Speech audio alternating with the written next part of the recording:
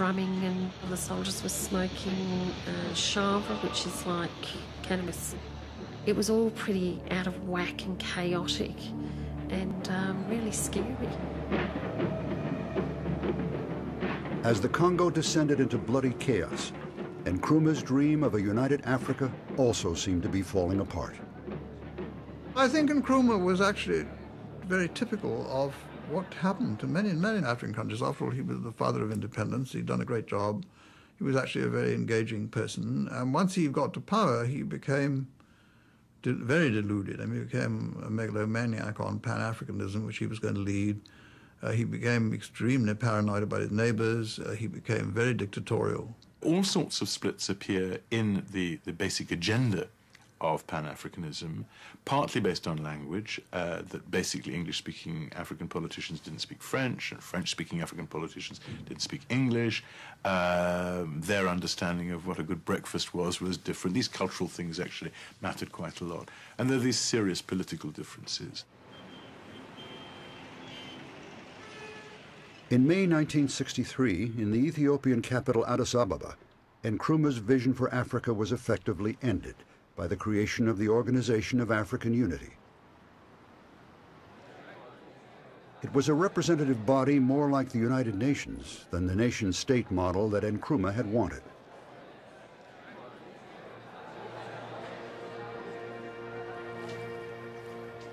In the Congo, the Katanga secession was finally defeated.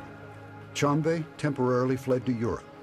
On June 30th, 1964, exactly 4 years to the day after the Congo had achieved independence, UN troops finally withdrew.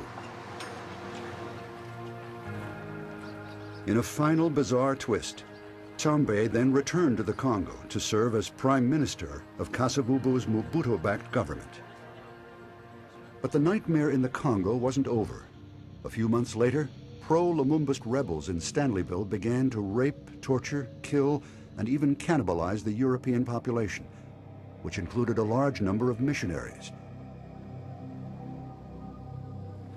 Hundreds of foreigners, mostly Belgians and Americans, were rounded up as hostages. White mercenaries, nicknamed the Frightful Ones, raced to rescue them.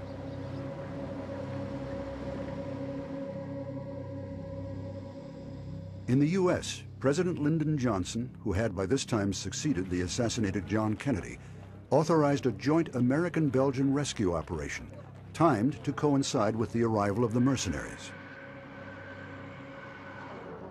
On the 24th of November, Belgian parachutists were flown in by the U.S. Air Force, and in a spectacular operation, rescued most of the hostages.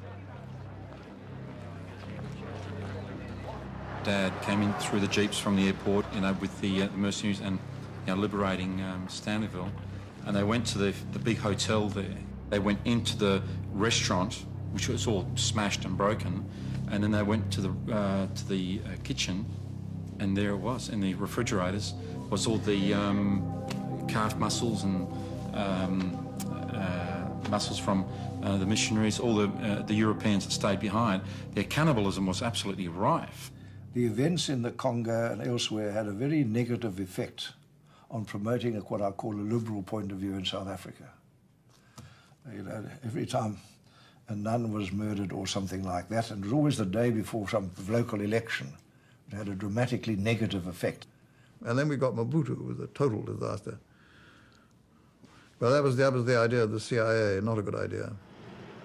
In October of 1965, Mobutu once again seized power in the Congo, this time permanently.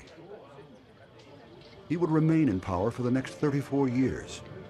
Widely characterized as an American puppet, Mobutu's regime would be known for its corruption and brutality.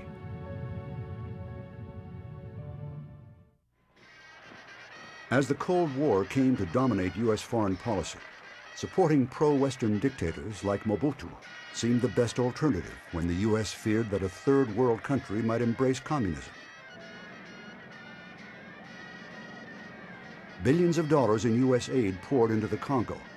It accomplished little but to make Mobutu one of the richest men in the world. He was the supreme kleptocrat who mismanaged the country for 30 years, but yet held it together. I suppose if anybody wins the ghastly events in the Congo in the early 1960s, certainly not the Congolese people, it's the United States of America and its mineral interests, and its content to sit by watching the depredations of the Kuist, Mobutu Sese Seko.